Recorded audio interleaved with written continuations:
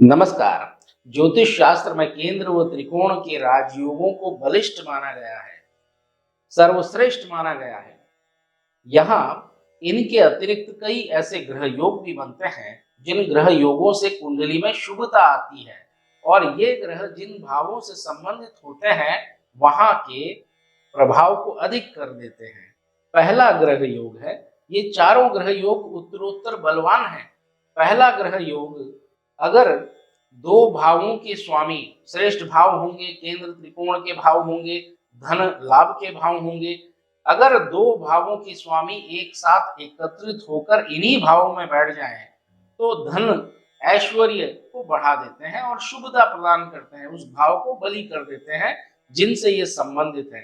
दूसरा ग्रह योग है कि शुभ ग्रह चाहे अशुभ हो या शुभ हो उन ग्रहों को दृष्ट करे।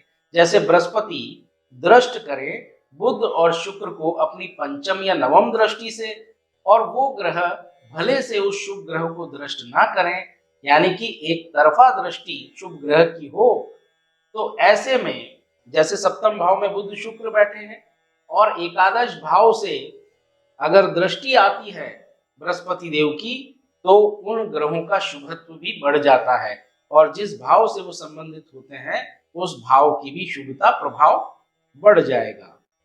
दूसरा ये हुआ। तो तीसरा ग्रह योग है परस्पर दृष्टि का। जैसे लग्न का स्वामी सप्तम भाव में स्थित ग्रह को देखे और सप्तम भाव का स्वामी लग्न में बैठे हुए ग्रह को देखे।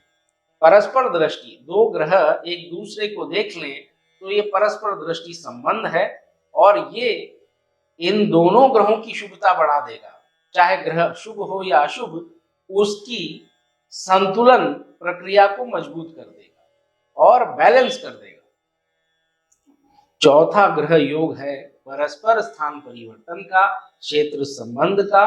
ग्रह एक दूसरे के घर में स्थित हो जाए, जितने शुभ हैं, जिन शुभ भावों से उनका संबंध होगा, या ये स्थान परिवर्तन अगर ग्रहों का बनता है, केंद्र व त्रिकोण धन लाभ में बनता है, तो बहुत बलशाली ये योग होता है। एक से अधिक इस प्रकार के योग अगर कुंडली में बन जाए तो निश्चित तौर पर ये मान लीजिए कि जातक अपने जीवन में कुछ अवश्य ही ऐसा करेगा जिससे जीवन में श्रेष्ठता प्राप्त होती है।